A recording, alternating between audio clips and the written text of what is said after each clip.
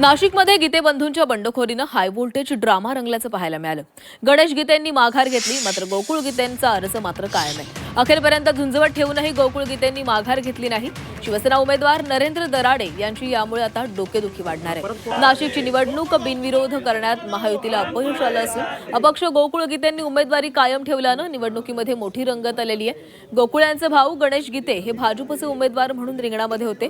त्यांनी निवडणुकीमधून माघार घेतलेली आहे. मात्र गोकुळ गीते निवडणूक लढवण्यावर ठाम राहिल्यानं नाशिकची लढत आता लक्षवेधी होणार आहे. नाशिकमध्ये आता शिवसेनेचे नरेंद्र दराडे विरुद्ध गोकुळ गीते असा सामना होणार आहे. या लढतीमध्ये शिवसेना, उद्धव बाळासाहेब ठाकरे पक्ष, राष्ट्रवादी आणि भाजपच्या मतदारांच्या भूमिकेकडे सगळ्यांचंच लक्ष असणार आहे. नाशिकला खूप प्रयत्न केलेत. मी शेवटपर्यंत गणेश गीतेंशी फोनवर बोलत होतो.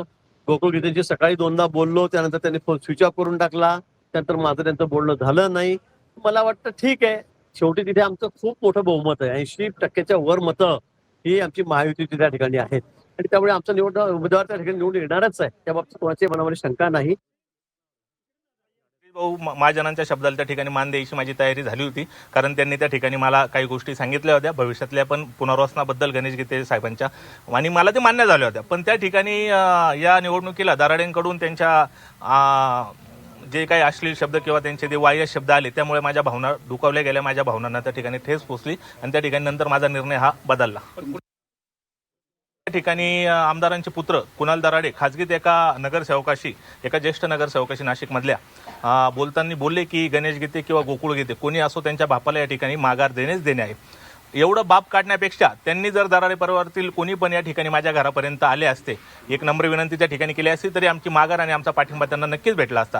पण या ठिकाणी माझा किंवा कोणाचाही बाप असतो, तो बाप असतो आणि कोणाचाही बाप काढला किंवा माझा काढला तर मी ती माघार द्यायची कशी, हा मोठा प्रश्न आज या ठिकाणी मी त्या विवंचनेत होतो. आणि त्या विवंचनेतून या ठिकाणी माझा दुपारनंतर निर्णय पक्का झाला की निवडणूक मी कंटेन करणार, लढवणार. मला किती त्या ठिकाणी राजकीय दबाव, प्रेशर आला तरी मी निवडणूक त्या ठिकाणी माघार घेणार नाही आणि माझी भूमिका मी 3 वाजेपर्यंत ठाम राहिलो.